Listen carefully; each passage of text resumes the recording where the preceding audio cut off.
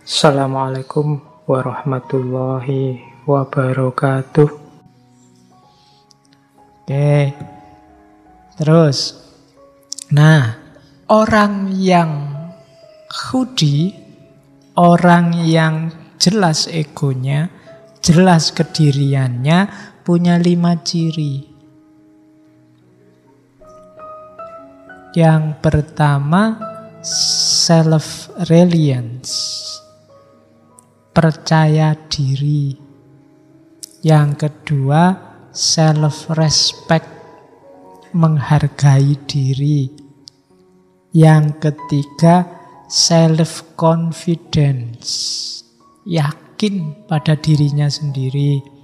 Yang keempat, self-preservation, menjaga diri. Karena dia yakin benar, ya dia self-preservation. Dan yang kelima, self-assertion, menegaskan diri. Jadi orang yang tegas identitasnya itu biasanya percaya diri. Saya sering bilang di antara cirinya orang yang percaya diri itu tidak cerewet nyari kesalahannya orang lain. Dia sudah yakin dirinya benar. Dan tidak butuh bukti bahwa yang lain salah, baru jelas aku benar. Karena dia sendiri sudah, aku yang benar ya menurutku yang gini ini ya sudah. Biasanya yang masih nyari-nyari salahnya yang lain, itu masih belum yakin benar dengan miliknya. Dia butuh diyakinkan dengan, loh itu loh salah, berarti yang benar ini. Tidak percaya diri. Jadi buktikan bahwa kamu percaya diri dengan kebenaranmu. Jadi karena kamu percaya dengan kebenaranmu, kamu tidak butuh untuk menilai salahnya orang lain. Tidak usil dengan benar salahnya orang lain. Karena ya aku yang benar. Tidak perlu aku usil, menurutku yang lain ya tidak pas. Sudah. Tapi kalau kamu masih cerewet dengan miliknya orang lain, itu menunjukkan sebenarnya kamu tidak pede dengan kebenaranmu sendiri. Maka orang yang beratribut khudi itu percaya diri. Tidak gampang dipengaruhi. Yang kedua, menghargai dirinya sendiri. Tidak memandang rendah dirinya dan tidak merendah-rendahkan orang lain. Dia melihat dirinya berharga tanpa harus merendahkan yang lain. Justru ketika dia merendahkan yang lain, menunjukkan dirinya sendiri rendah. Jadi self-respect, hargai dirimu. Ya menghargai diri itu jangan sampai keluar yang jelek-jelek dari dirimu, dari mulutmu, dari perbuatanmu, bahkan dari hatimu. Itu menghargai diri. Kalau menghargai diri aja tidak bisa, ya menghargai orang lain susah. Itu cirinya orang yang ego. Yang ketiga, yakin. Ini lebih mantap dari percaya, confidence.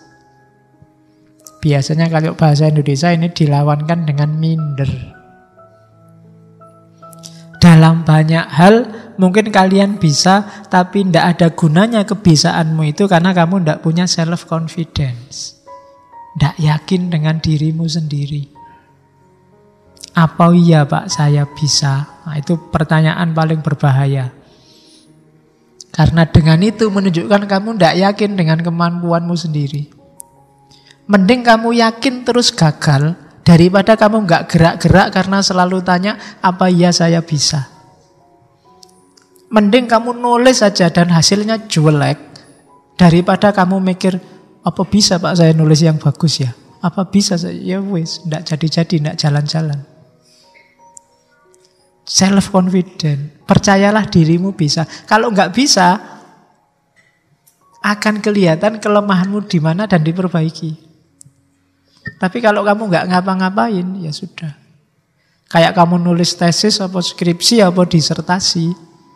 Itu kalau kamu kesuwen mikirnya, ini bisa nggak ya aku bahas tema ini ya? Jangan-jangan nanti bukunya susah. Jangan-jangan nanti ya nggak jalan-jalan.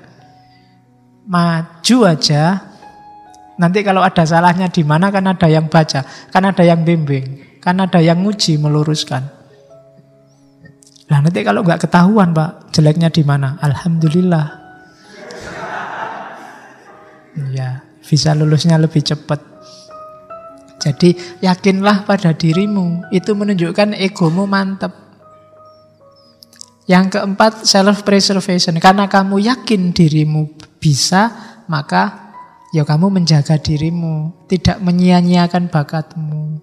Tidak membuang-buang kemampuanmu. Tidak menghabis-habiskan energimu untuk yang tidak penting. Itu namanya self-preservation. Yang kelima, self-assertion. Self-assertion itu menegaskan dirinya terus-menerus. Aku bisa.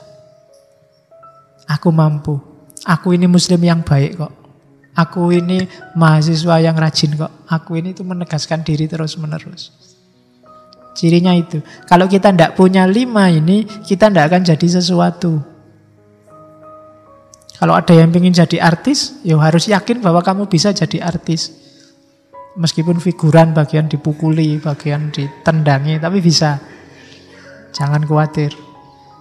Kalau ada yang ingin jadi ustadz, kamu bisa jadi ustadz. Meskipun mungkin di awalnya masih grogi, keliru-keliru, tidak apa-apa. Lama-lama lanyah, lama-lama lancar. Kalau ada yang ingin jadi dosen, pasti bisa. Meskipun awalnya grogi. Itu namanya ego. Bentuklah, kuncinya di dirimu, bukan di yang lain.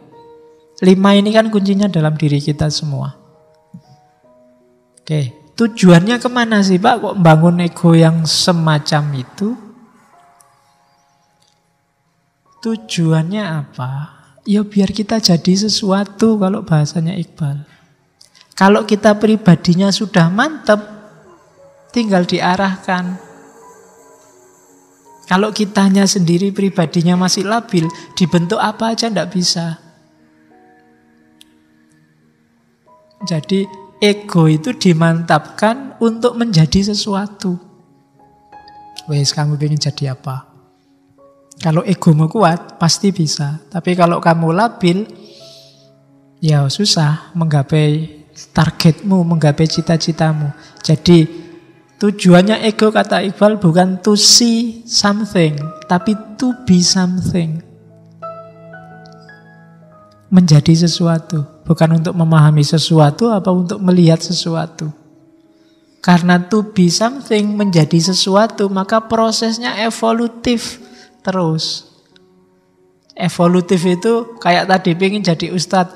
Pertama groginya 90%. Besok tinggal 80, besoknya lagi tinggal 70, besoknya lagi 60. Lama-lama ngomongnya lancar.